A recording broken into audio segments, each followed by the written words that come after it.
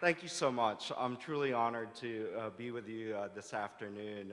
When Marie first invited me to speak at this series, I told her, well, let me look at the website. And so she sends me the link of the website. And clearly I told her, maybe you meant our president, Scott Cowan, not me. Just looking at the listing of the former guests that you guys have had at this program. So I'm truly honored to be here, and I want to thank both Marie, Nikolai, and Dean Rutherford for allowing me to speak with you this afternoon. It's truly an honor.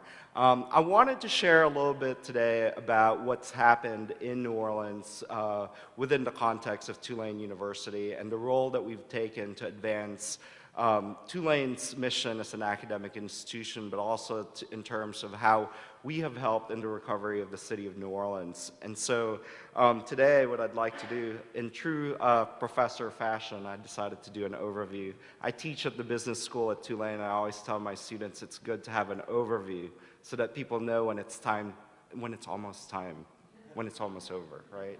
So I'm first going to, of course, no New Orleans story and no Tulane story would be complete without mentioning and looking back towards Katrina. And so I'm going to share my own personal story of Katrina that I think reflects how people felt about evacuating from the city and coming back to the city. I also want to talk about the things that have happened in New Orleans pre-Katrina, but also post-Katrina. In New Orleans, we refer to time as pre and post. And so it's always about pre-K or post-K. And when you talk about a timeline, that's how we now recognize time in New Orleans. And then I'm going to tell you more about Tulane's engagement in the local community and how we've become true partners to the city of New Orleans. And this is something that, as an alumnus, I'm incredibly proud of the work of the institution in terms of leading us to be better engaged in our local community. And then I'll focus a little bit on some of the lessons I've learned running the Center for Public Service at Tulane.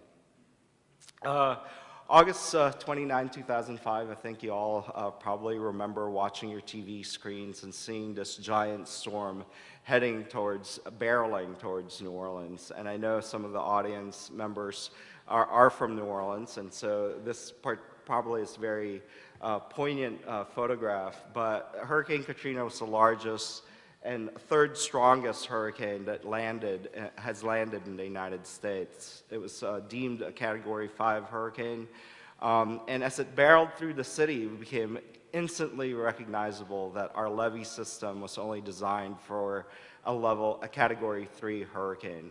And so as people started thinking about evacuation, that certainly came into play. 1.2 million was under evacuation order, not only in the city of New Orleans, but the surrounding areas, and the river parishes, especially as you get down further to the mouth of the river. 80% of the city was underwater, including Tulane's campus. There was over $81 billion of property damage that occurred and over $150 billion of economic impact. I wanted to share this map with you because this sort of reflects the amount of damage that occurred as a direct result of Hurricane Katrina. The darker shades of red is where we received over 10 feet of water. And where you see the darkest reds are where the levee breaks happened. There's primarily 2 points of levee break, and here in Lakeview, and where it says Gentilly, marked by the yellow symbols. And I show this photograph because I think people forget how big of an area New Orleans is, but also the extent of flooding that occurred as a result of the levee breaks in the system. Tulane is in the uptown area, so towards the bottom of the Mississippi River uptown area. And, relatively, the highest points in the city are uptown and also the French Quarter. That's why when the French settled into New Orleans, they immediately settled on the French Quarter as the first base, and then they also found out that the uptown area, the closest to the river, were also the highest points in New Orleans. I also share this story because I wanted to share a little personal story about my own evacuation. As with every New Orleanian, we get constant calls for evacuation. And so when people say it's time to evacuate, New Orleanians, more often than not, don't follow it because we've been told to evacuate, and a trip from New Orleans to Baton Rouge usually takes about an hour and 10 minutes. During an evacuation, it could take anywhere from 10 to 20 hours to travel that same distance. And so we typically do not heed the call for evacuation. And typically, if you have the resources, you do what we call a vertical integration. You check into a hotel and reserve a room. And you bring enough resources, beer, wine, and have a party for 2 to 3 days. And so, so when this storm came barreling in, I think people really took the opportunity to take stock of what was happening in the city, and a lot of people were able to heed the calls for evacuation, but there were some of us that did not do so. So I count myself amongst those that at the very last minute decided to evacuate. And only after calls by both my parents and my partner's parents did we decide to leave. We were actually having hamburgers with friends, seeing this big thing coming into New Orleans, and we said, oh, we're fine. And, a couple hours later at 3 o'clock, we heard that some of the parish workers were evacuating their posts from protecting some of the systems that the city requires. That's when we took our cue and we decided to leave.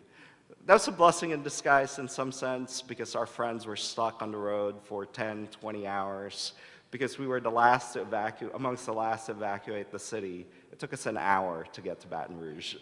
And so a little bit of a blessing in disguise. But one of the other reasons that I like to share this map is because where you see the darkest areas in the Lakeview neighborhood, in this area right here, where three of the levees broke, this one, which is one of the major breaks, and these other two, this neighborhood right here is actually where I live. And so, my partner and I had just sold our home in the Uptown neighborhood. And so we knew Uptown was safe. It was always one of the highest grounds in New Orleans. And we had just recently moved to the area called Lake Vista. And, when we moved in a year before the storm, our neighbors told us, well, this is great. We're 8 feet above sea level. When we reclaimed this from the lake, we're 8 feet above sea level. Mind you, the rest of the city is about a foot below sea level. And so we never thought of anything about it. So as we evacuated, a day later, we were at a friend's house, and they said, city was spared. A couple hours later, levees had broken. So we knew, because three breaks were surrounding our neighborhood, that we were goners. Our house was a goner. But actually, miraculously, our house was safe. It was the only lake neighborhood that was spared any damage from Hurricane Katrina. So we were able to walk back into our home safely. And in fact, my partner is a physician. We were also allowed to come back into the city because the National Guard that was protecting the city and preventing people from going in thought that he was working for the coroner's office. And so as they waved us in, they said, you have a lot of work to do. And we were able to get back into our home within 2 weeks after the storm. And we saw the devastation that was Hurricane Katrina. And so not so many people were fortunate as a result of Hurricane Katrina. So since then, it's been a little over 9 years since the storm has occurred. And so we have really moved on from this experience. And actually, even at my center at Tulane, we've started taking Katrina away from our language. We can't rest on Katrina and defining who we are by this storm. The city is very resilient. Its residents are fighters through and through. And so there's a lot of hope for optimism in the city of New Orleans. And I point to these factors. Our population continues to grow. When Tulane University reopened its doors in December of 2005, we doubled the city's population because of our staff, their families, the students, and our faculty and their families. So now we're at 369,000. That's the metropolitan population. I'm sorry, that's the population of the city of New Orleans itself.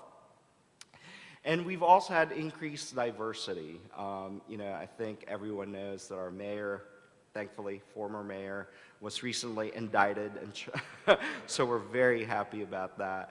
But he made some comments about racial issues in New Orleans, and I think that has really set back the city in some ways. But since then, there's increasing diversity in the population of the city, and I think that continues to be a major African American city, and the city is thriving in terms of its race concerns.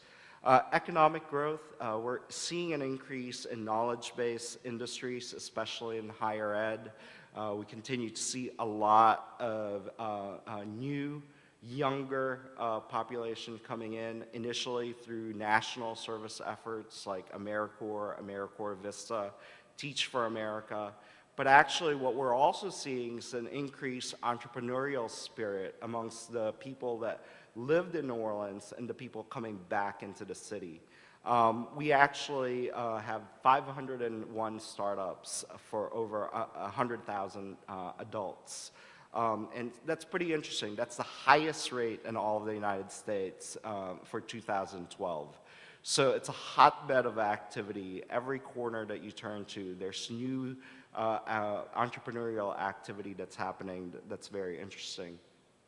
But I think one of the biggest silver linings of Hurricane Katrina is the way that it's improved our education system. Prior to the storm, 30% of our students were passing standardized exams. Now it's up to 63%. We're leading the country in the charter reform movement.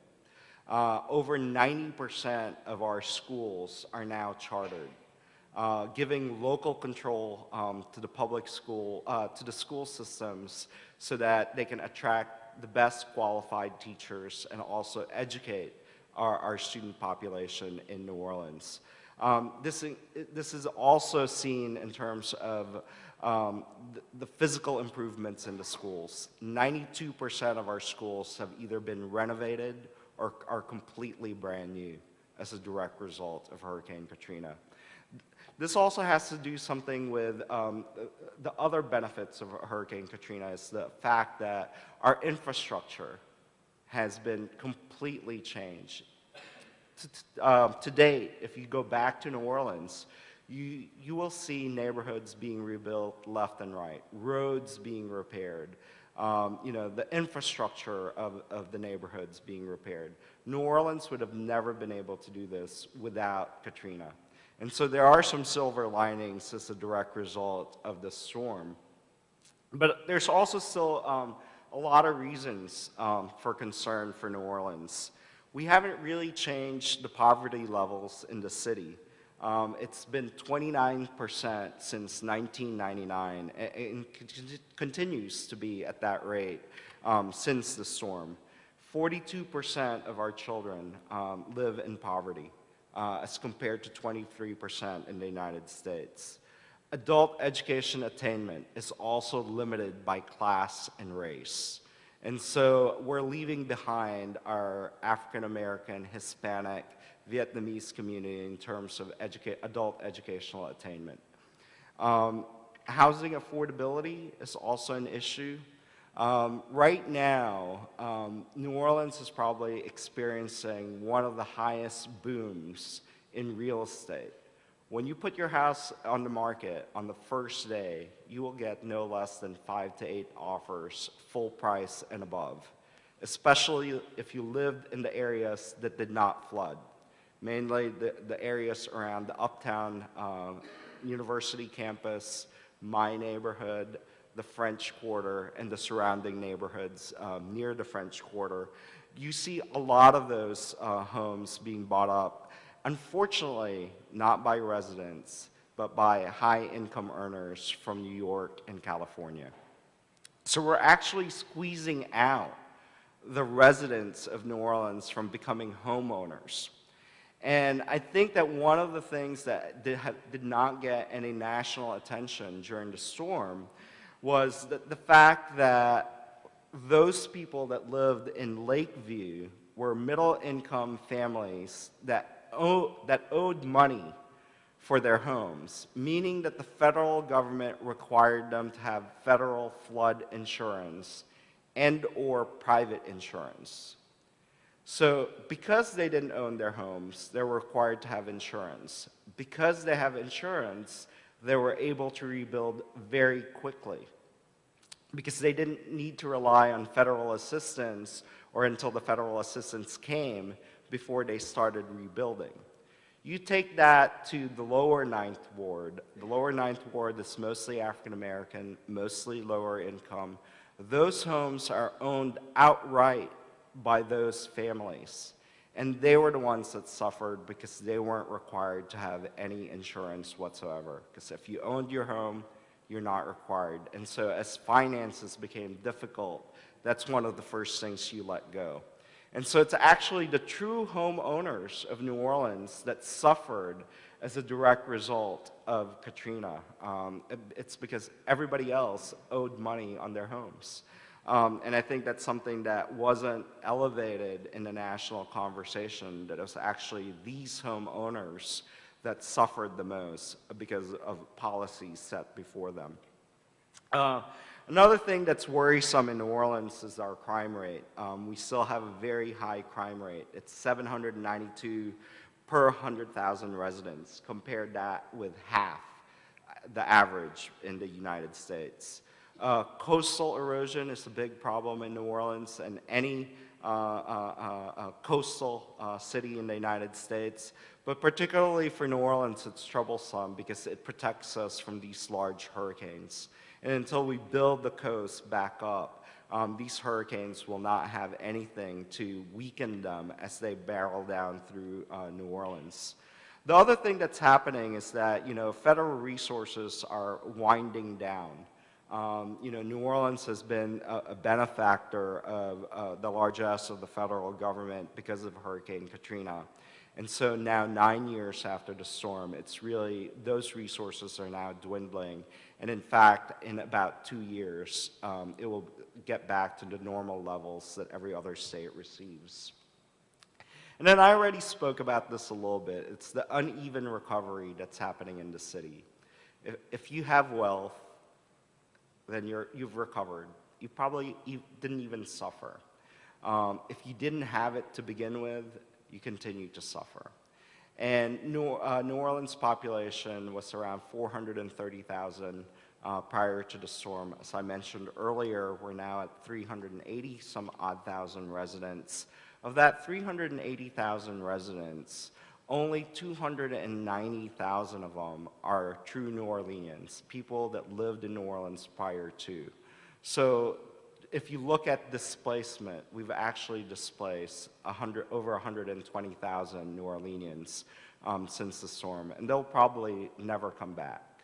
My secretary was born and raised in New Orleans. She's one of 8, and of all of them used to live in New Orleans, and only one has returned. And now they live permanently in Dallas. Better school system, better roads, better services. They're not coming back to New Orleans.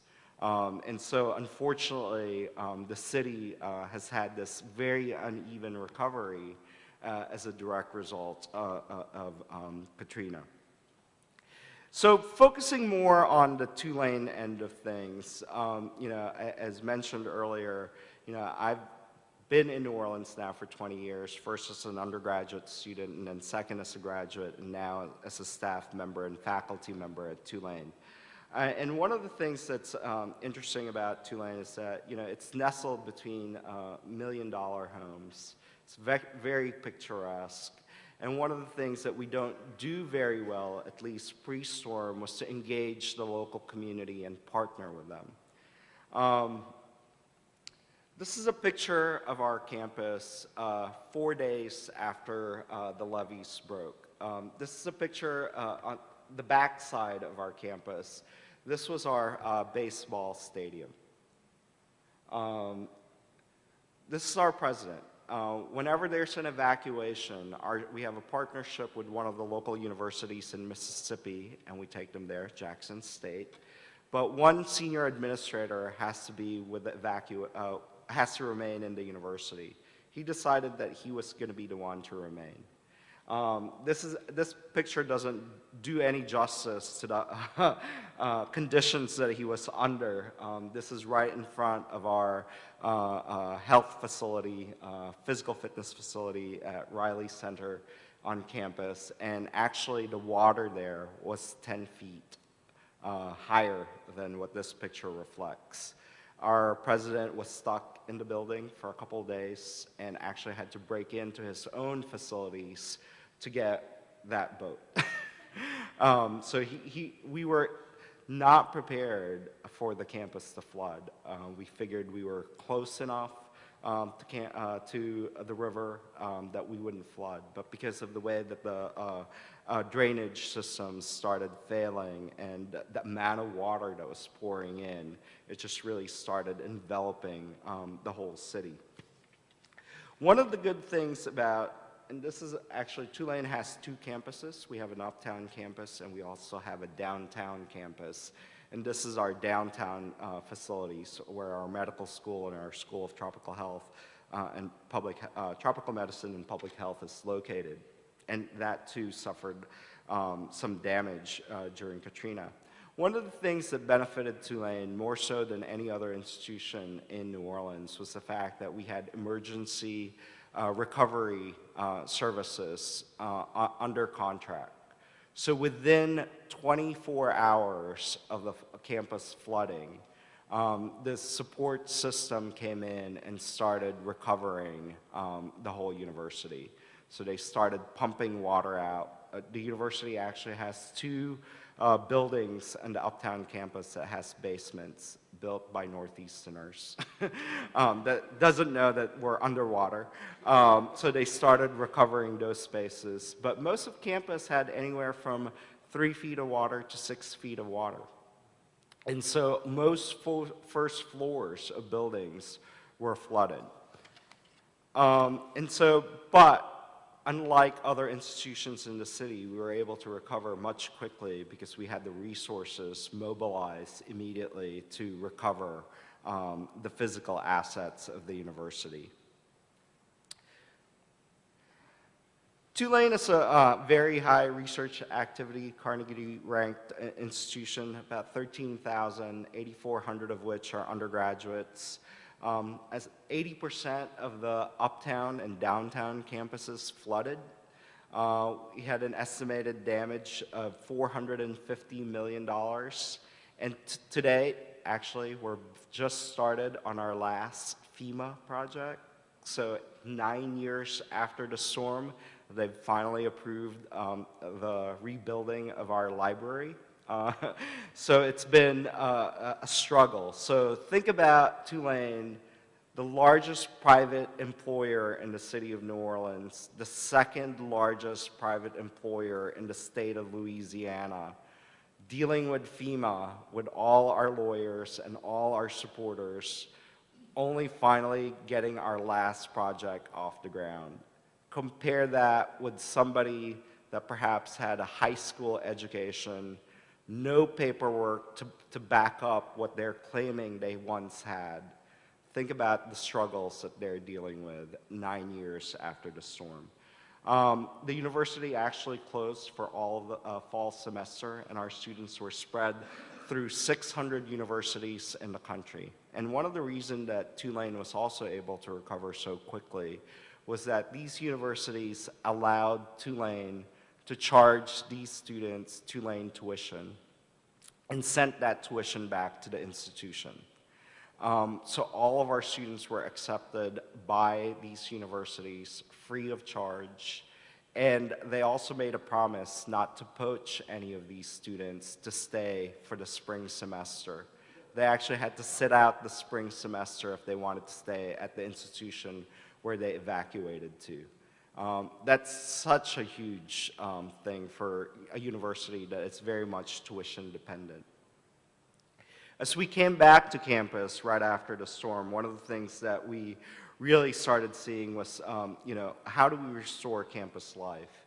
Well, as the city's largest private employer, we employ over 4,000 residents of the city, most of whom have young kids. So providing education to our populace was very important. So we actually partnered and chartered one of the first chartered schools in New Orleans post-Katrina. We provided resources to this school to enable them to start, but also to ensure that neighborhood kids closest to Tulane had the opportunity to come back.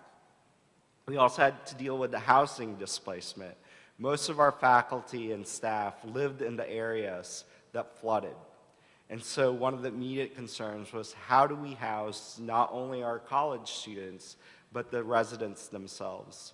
And so one of the more interesting things that we did is that actually we got a cruise ship and placed it down on the Mississippi River, and we transported our students and staff that needed housing from that cruise ship to campus.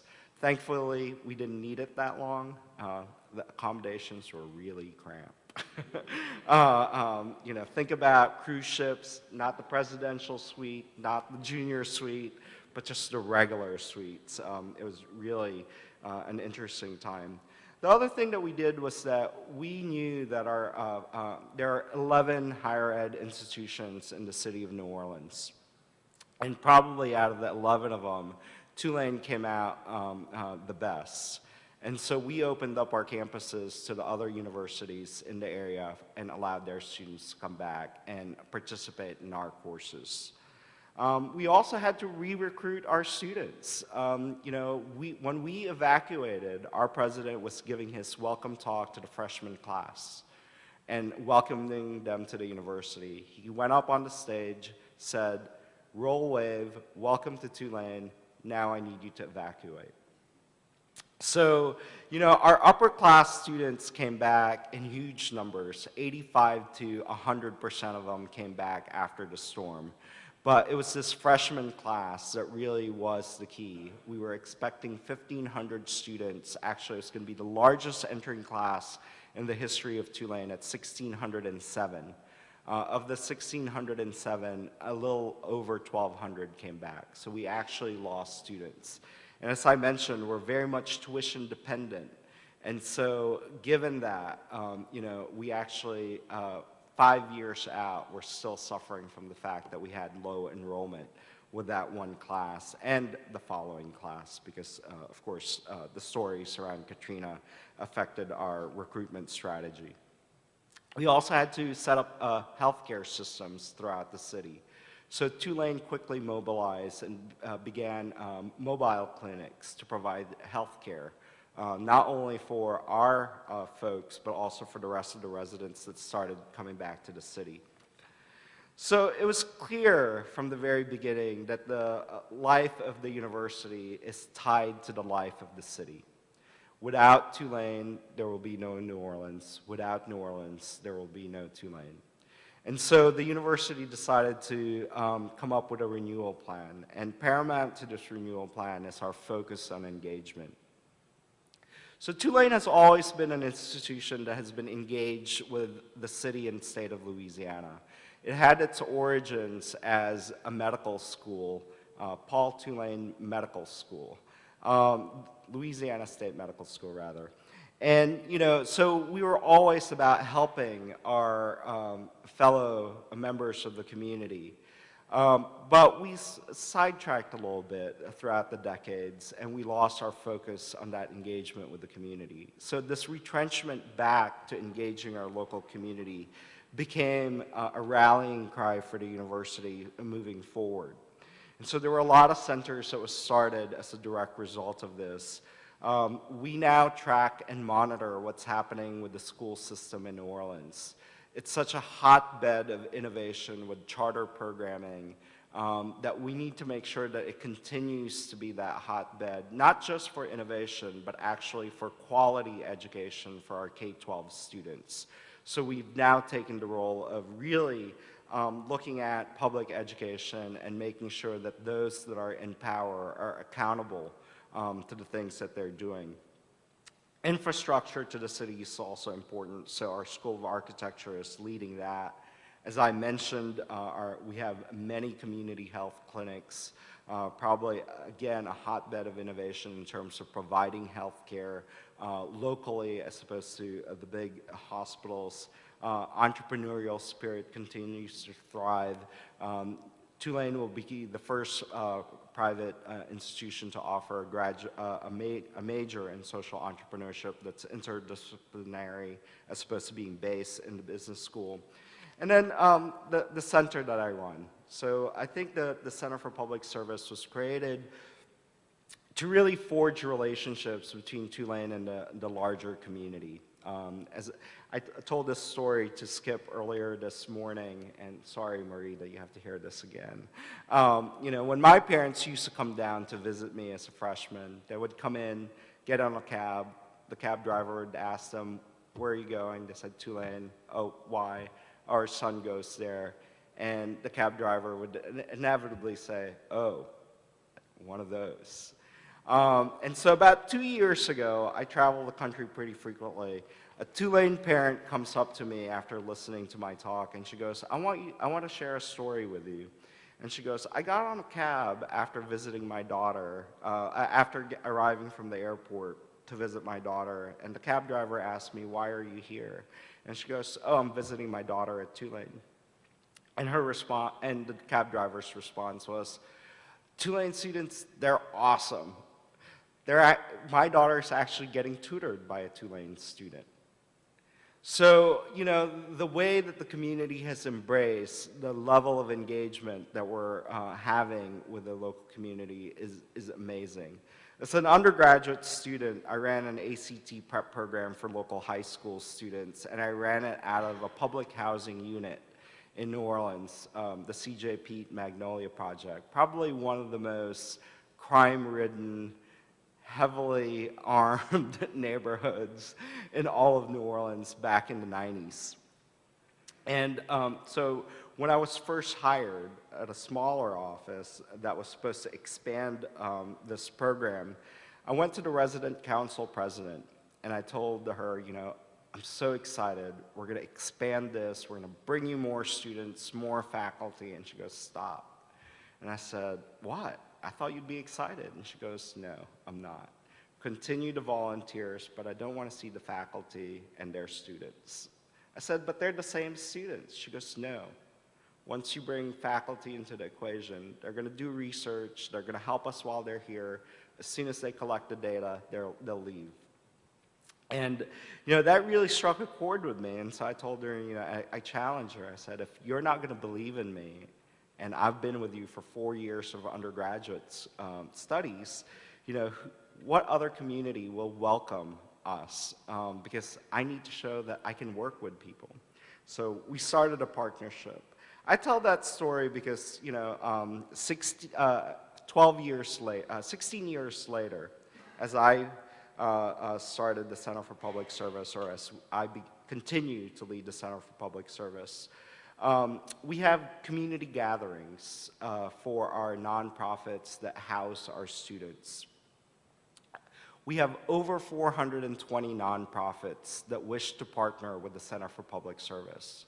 Only 200 of them actually receive the services of our students and our faculty. So I always wonder why the other 220 nonprofits, some of whom have been partners for us since 2006, have never received any student or faculty support, continue to engage with us. They have to update their profiles on a database yearly, otherwise they get kicked out, yet they continue to update. So I continually ask them why this is the case. And the answer is pretty clear. They continue to support us because they like the direction that the university is headed. They want to show their support for the university, and they want our students to continue telling the story of New Orleans and the resilience and recovery that's happening in the city of New Orleans. So pretty dramatic change of how the community perceives the institution in general. So the Center for Public Service does a lot of its work in support of our public service graduation requirement. We're the only private Research One institution in the whole country that has a curricular requirement for public service. Our students are required to take a service learning course, and we have 260 courses offered annually that are designated as service learning. When they're freshmen or before they reach their 5th semester at Tulane. And then as sophomores and above, they can participate in other activities to complete the requirement. We send out over 12,000 students annually in the city of New Orleans. We contribute over 520,000 hours of service to the city of New Orleans. I was just telling Skip earlier this morning that one of the things that I want to be able to better assess is the impact that we're having in the community. I can go site by site and tell you what our students have accomplished. I can tell you that a student wrote and completed and received a $120,000 grant for a nonprofit agency. I can tell you that this one student has been able to tutor a child to read to grade level. I can do that for all 200 organizations that partner with us. But what we've not been able to do collectively is to tell you how we've been able to move the needle in some of the issues that I mentioned earlier. So we're actually embarking on a new direction for the center. Over the last 2 years, we've been looking at our strategic planning process, and one of the things that we've identified is really looking at how we can benefit and assess the work that we're doing in the community.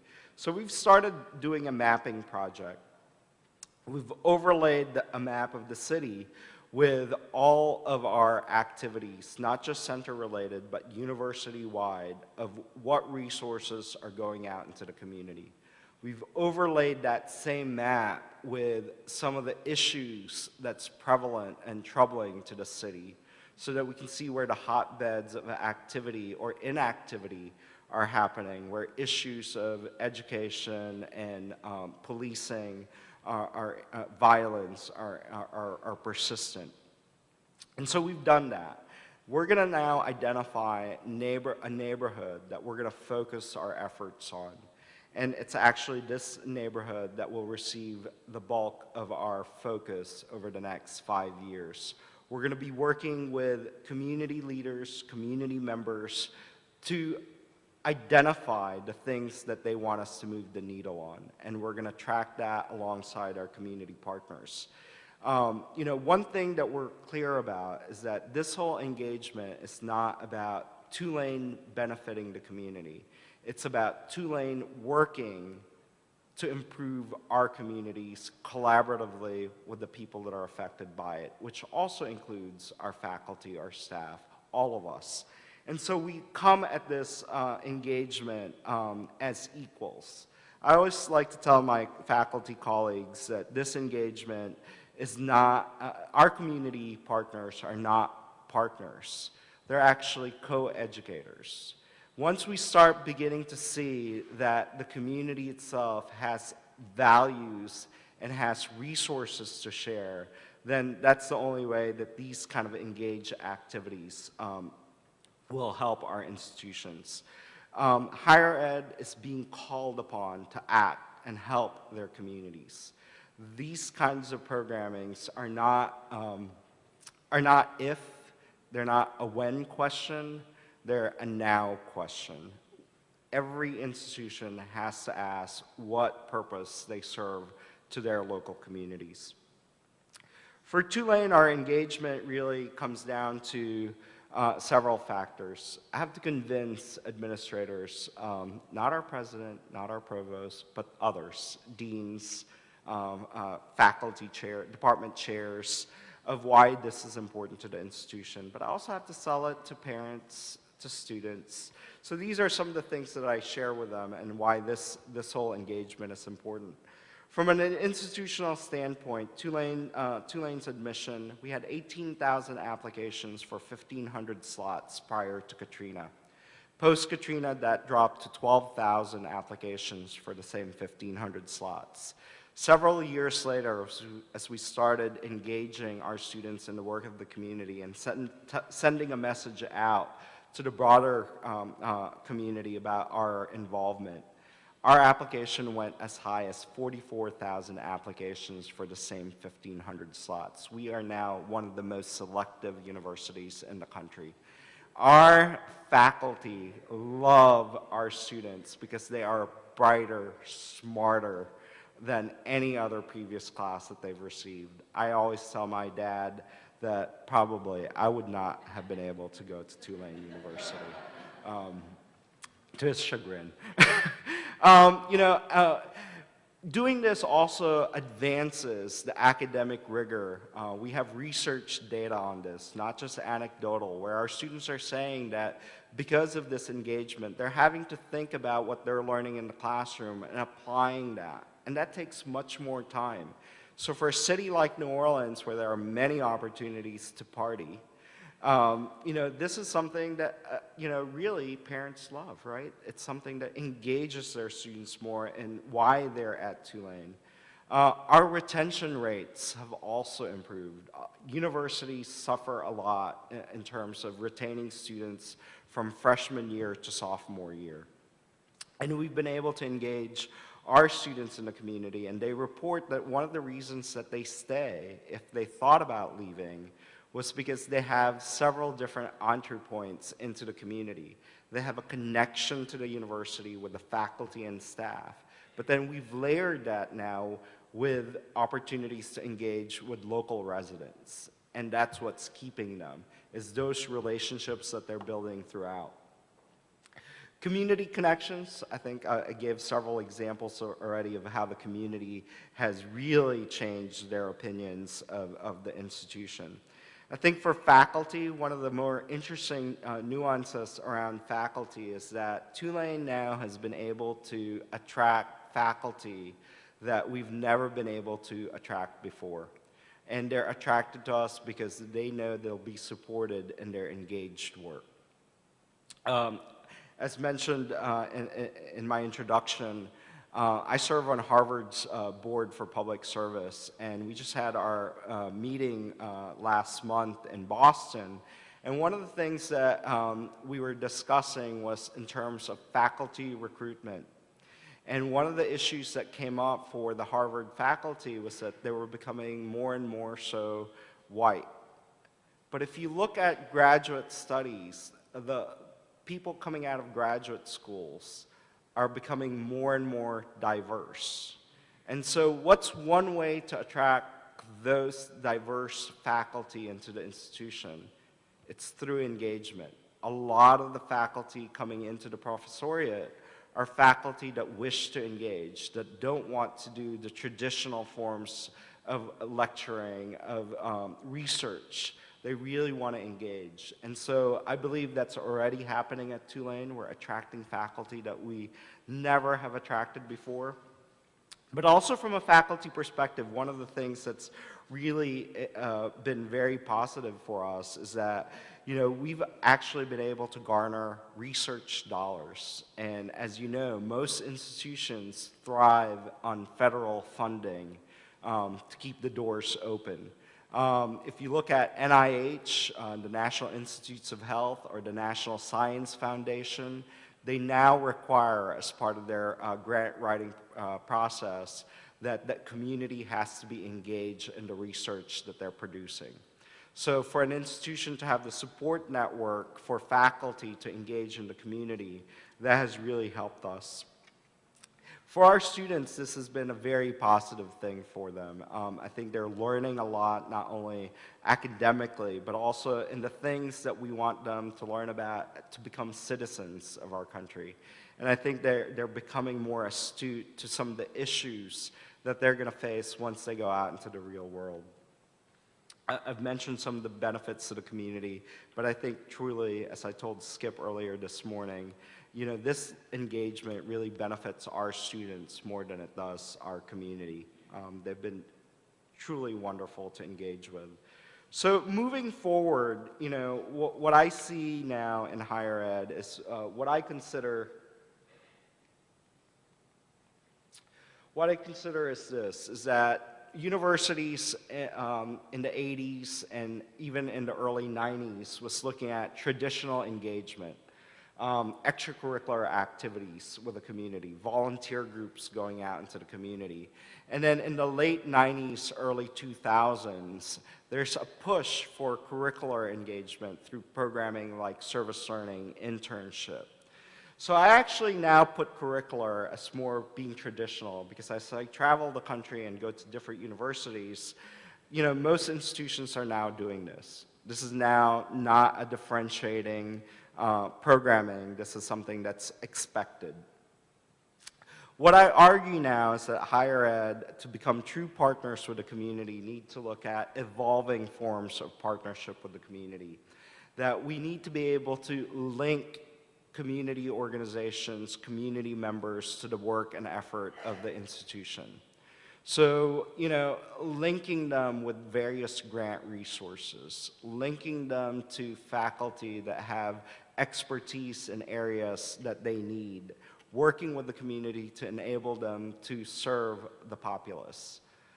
Additionally, we need to be able to leverage the partnership between institutions of higher education and the nonprofit sector.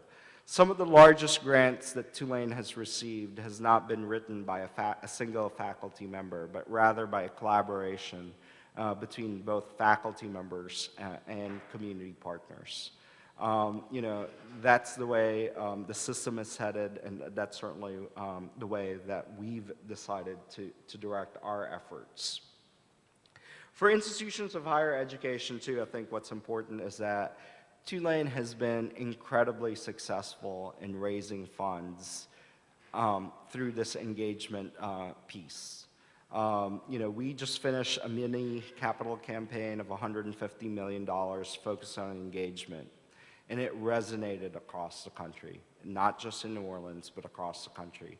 We're about to start, we're in a silent phase of a capital campaign for $1 billion, and engagement is one of the focus areas of that. And so for academics and institutions of higher education, this is certainly one way to increase funds. I wrap up by just sharing a few of the lessons learned, that we've gone through this process. Change is never easy. When you tell faculty they have to do something different, it's not the easiest thing for them to say, yes, let's do it. We have to change the culture of the university to become an engaged university. We also need to be able to determine what success is. And so, what are you going to be happy with at the end of the day? And sometimes you have to go outside of yourselves and really work with the community to be able to truly evaluate and assess the work that you're doing. One thing that we do at the center is we like to empower our nonprofit sector. When Tulane comes in and says, we want to partner with you, one of the things that nonprofit organizations automatically do is say yes, absolutely, let's do it. How can we do it? But what I tell them is that don't say that immediately. Listen to what they want to do. Listen to what we want to do. Tell us what you want instead. And if at the end of that hour, 2-hour conversation, you don't like what you hear and you don't benefit from it, say no. Communities need to be empowered to be able to say no. Just because Tulane is a large gorilla in the room doesn't mean they have to say yes. And what I tell them is by saying no doesn't close the doors permanently. It just closes the door for this particular opportunity. You can't also overpromise. You know, a lot of my students come in and say, you know, oh, I'm going to do this, this, and that. And I always tell them, you know, okay, 16 weeks. What can you actually change in 16 weeks? Think about the little steps that can be accomplished in those 16 weeks and set your bar there. Don't set the bar in terms of eradicating poverty. You won't do that. As much as I would love for you to do it, you won't be able to do it. You know, the other thing that I wish to share is in terms of funding. You know, I think higher ed, you know, always tends to say, well, we don't have money to do that.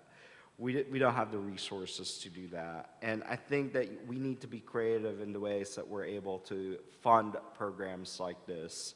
And we need to mobilize whatever resources that we do have in order for us to be able to launch and successfully implement these programs.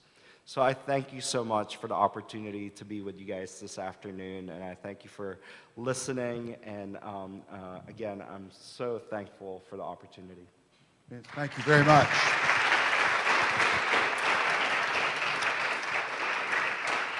We've got time for a couple of questions, so if anyone has any questions they'd like to ask me, please raise your hand. Got any questions? Yes, Mara, right here. Hi, my name is Mara. I'm a second-year student here at the Clinton School. And prior to coming here, I worked in civic engagement offices and higher education. I was at Miami-Dade Community College when you came to work with us in 2011. So it's good to see you again. So I worked at Miami-Dade Community College and then at the University of Miami. So the main difference that I saw between a community college and a Research One private institution was getting the students at the private institution to really understand the community that they were serving in and really to acknowledge and address their privilege that they had coming in. Right. So I was just wondering if through your office the kinds of knowledge building and activities related to addressing privilege you have with your students in service learning. Again, sorry, Skip and Marie talked about this morning. One of the things that you know has been interesting is that, you know, we have an example, a physicist who's decided to take his course and turn it into a service learning class. He's doing experiments in the college classroom. He's asking his college students to take the same experiments and translate it so a high school student can understand it.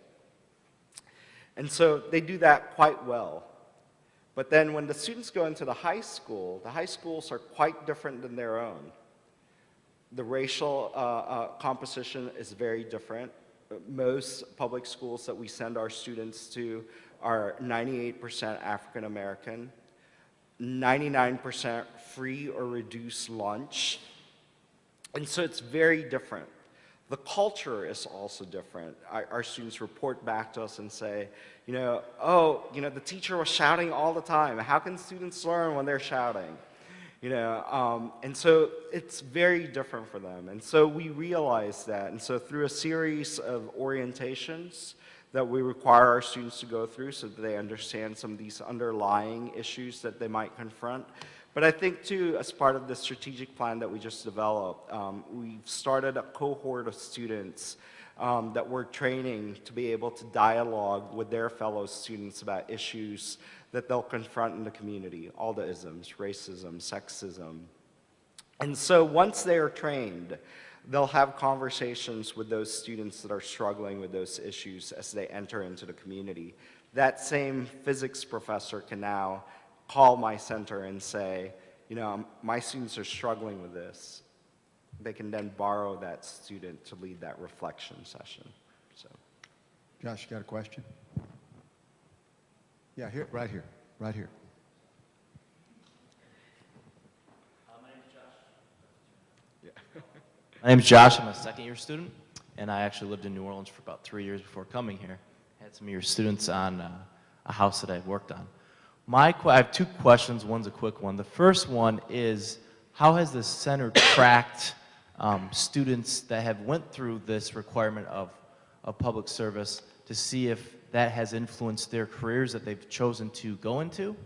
And my second question is, what neighborhood are you focusing on for your upcoming project? Sure. So we actually, being a research institution, and I had to make sure that everybody knows what we're doing and that they continue funding us, we embarked on a longitudinal study, the first in the nation to track what engagement does to our students. And so this is actually a multi-year study. We tracked the class of 2010, 11, and 12. We surveyed them as they entered in as freshmen, again after they completed their sophomore year, and again after their senior year, and we're now following them 2 years after graduation. And what we're finding is that our students are more civically minded as they go through the experience. They want to engage. Whereas in their freshman year, their goals might be, way up high. I want to work for this nonprofit. I want to solve this issue. By the time they're sophomore and junior into their senior year, they've tempered what they believe they can do to more realistic goals. But what's really interesting is this longitudinal study that we're doing is following them 2 years after graduation, and the last data set is this summer, so we haven't quite finished it. But for the first 2 cohorts, what's interesting is that we're seeing that some of them are getting into careers of public service, but that's not the interesting stuff. The interesting stuff is how they're engaged as individuals. They've gone on to Wall Street. They've gone on to high-paying, high-powered jobs. But what they're saying is that they're more mindful of what they do outside of their work hours. So they're volunteering more as a result, post-graduation. But the other thing is that for those that don't see volunteering as a means to continue their work, they're actually becoming quite philanthropic. And for the student population that has a lot of wealthy students and families, that's actually great for the economy, and that's great for the community because they're becoming philanthropists in their own rights. Vince, as a parent of a Tulane student who was relocated for her fall semester but who came back to Tulane in the spring semester after Katrina, I want to thank you and Tulane for the example you set then and the example you are setting now. You set the bar pretty high. I also want to say that if Tulane is the model for undergraduate public service, what Marie Lindquist has done at the Clinton School for graduate public service stands right up at that top bar too.